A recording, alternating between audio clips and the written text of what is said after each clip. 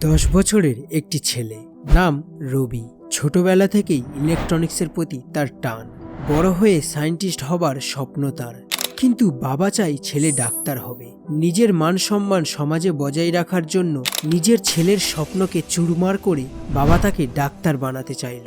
কিন্তু এত প্রেশার সহ্য না করতে পেরে ডিপ্রেস হয়ে অবশেষে রবি নিজেকে শেষ করে ফেলল।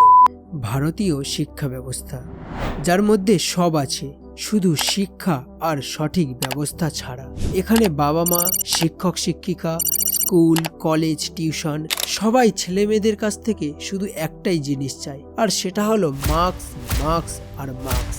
হ্যাঁ, শুনতে খারাপ লাগলেও এটাই সত্যি, এটাই বাস্তব। রতন টাটা,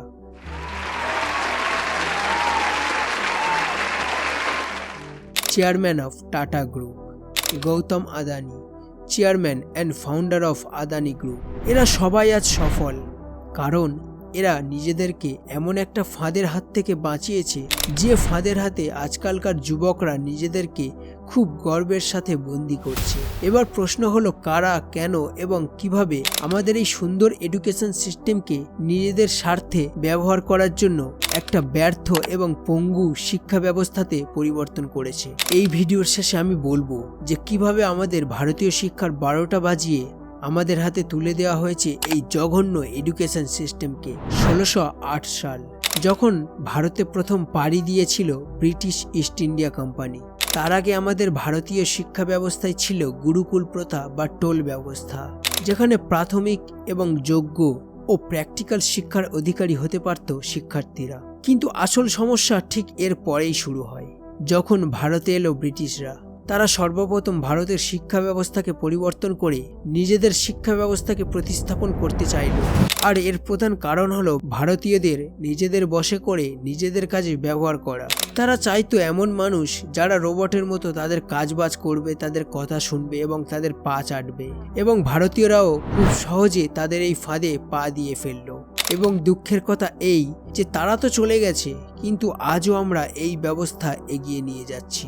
ভারতের শিক্ষা ব্যবস্থা এবং মানুষের মধ্যে এমন একটা স্ট্যান্ডার্ড সেট হয়ে গেছে যে সবাই শুধু এখানে ডাক্তার, ইঞ্জিনিয়ার হতে চায়।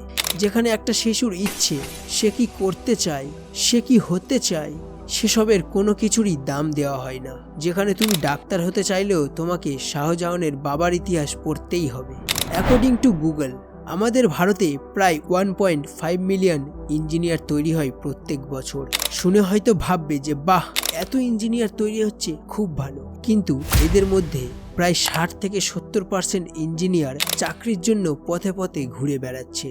আচ্ছা, তুমি একটা জিনিস করো, একটা গাছের তলায় মাছ, পাখি এবং বানর, এই 3 জনকে আনো এবং তাদের সবাইকে গাছে উঠতে বলো।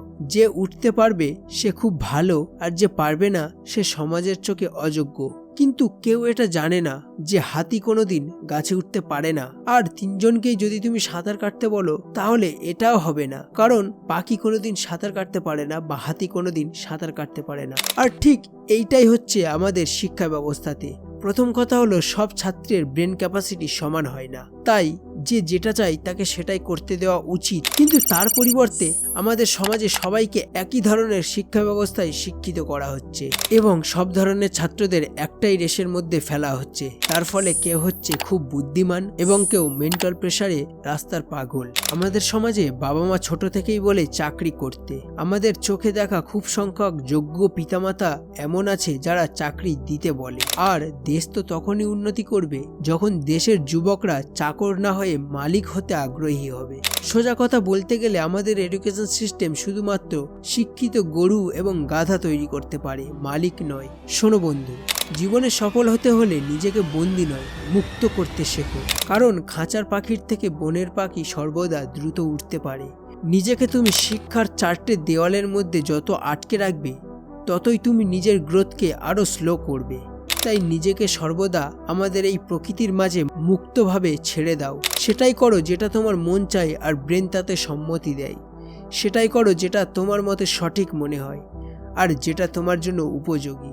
কারণ একই ওষুধ সবার জন্য কাজ দেয় না, আর আমাদের স্কুলে একই পদ্ধতি সবার জন্য ব্যবহার করা হয়। তাই তোমার জন্য যে ওষুধটা উপযোগী, অর্থাৎ তোমার জন্য যে শিক্ষাটা উপযোগী, তুমি সেই শিক্ষাটাই গ্রহণ করো। তোমার জন্য যে পথে চলতে সুবিধা হবে তুমি সেই পথেই চলো, আর নিজের কাজটা নিজের সময় মতো গুছিয়ে নাও। কারণ কেউ তোমাকে এখানে এসে কাজ করে দেবে না, সবাই কাজ করতে বলবে। আমি জোর গলায় বলতে পারি যে তুমি যদি সঠিক সময়ে তোমার সমস্ত কাজ গুছিয়ে নিতে পারো, তাহলে তোমাকে সফলতার হাত থেকে কেউ আটকাতে পারবে না।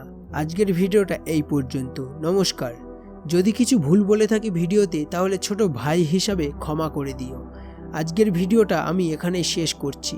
আর ভিডিওটা ভালো লাগলে চ্যানেলটা সাবস্ক্রাইব করে ভিডিওটা লাইক করে দিও। টাটা, দেখা হচ্ছে অন্য কোনো ভিডিওতে। Love you.